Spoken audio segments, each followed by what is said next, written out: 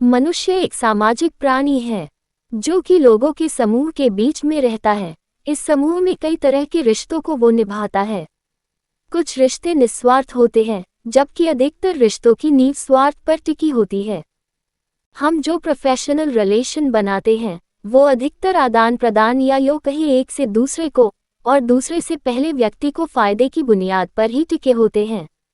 मैं यह नहीं कह रहा कि सभी रिश्तों के पीछे स्वार्थ ही होता है, लेकिन हाँ, आज की दुनिया में अधिकतर इंसान अपना फायदा देखकर ही रिलेशन बनाते हैं।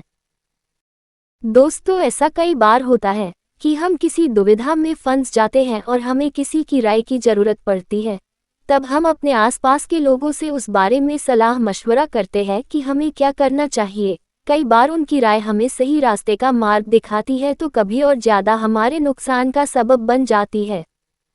अगर आप माता पिता, भाई बहन, सच्चा दोस्त आदि निस्वार्थ रिश्तों को, जो कि आपको सही राय ही देते हैं, छोड़ दे, तो बाकी अधिकतर समाज के और वर्क प्लेस के लोगों से सलाह लें जरूर, पर अपना विवेक भी बनाए रखें, क्योंकि कई बार ऐसे सलाह देने वालों का स्वार्थ भी उनकी सलाह में छुपा रहता है।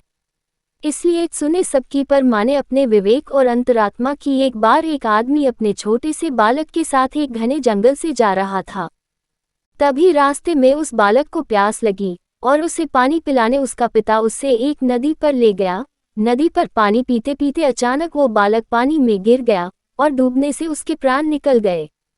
वो आदमी बड़ा दुखी हुआ और उसने सोचा कि इस घने जंगल में इस बालक की अंतिम क्रिया किस प्रकार करूं। तभी उसका रोना सुनकर एक गिद्ध, सियार और नदी से एक कछुआ वहां आ गए और उस आदमी से सहानुभूति व्यक्त करने लगे। आदमी की परेशानी जानकर सब अपनी अपनी सलाह देने लगे।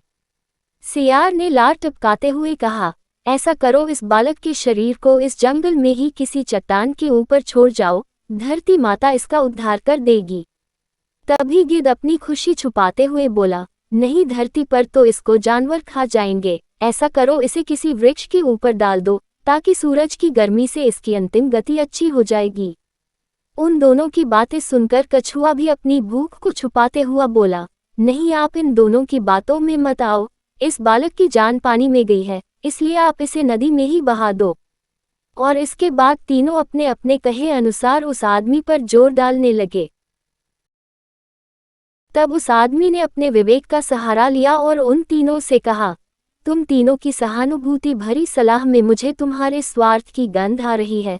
सियार चाहता है कि मैं इस बालक के शरीर को ऐसे ही जमीन पर छोड़ दूं ताकि ये उसे आराम से खा सके, और गिद्ध, तुम किसी पेड़ पर इस बालक के शरीर को इसलिए रखने की सलाह दे रहे हो ताकि इस सियार और कछुआ से बचकर आराम से तुम दावत उड़ा सको, और कछुआ, तुम नदी के अंदर रहते हो इसलिए नदी में अपनी दावत का इंतजाम कर रहे हो। तुम्हें सलाह देने के लिए धन्यवाद, लेकिन मैं इस बालक के शरीर को अग्नि को समर्पित करूंगा, ना कि तुम्हारा भोजन बनने दूंगा। ये सुनकर वो तीनों अपना सा मुंह लेकर वहां से चले गए। दोस्तों, मैं यह नहीं कह रहा हूं कि हर व्यक्ति आपको स्वार्थ भरी सलाह ही देगा, लेकिन आज के इस कम्पेटिटिव युग में हम अगर अपने विवेक की छलनी से किसी सलाह को छान ले तो शायद ज़्यादा सही रहेगा। हो सकता है कि आप लोग मेरी बात से पूरी तरह सहमत ना हो, पर कहीं ना कहीं आज के युग में ये भी तो सच है कि मेरे नज़दीक रहते हैं कुछ दोस्त ऐसे जो मुझ में ढूंढते हैं गलतियां अपनी।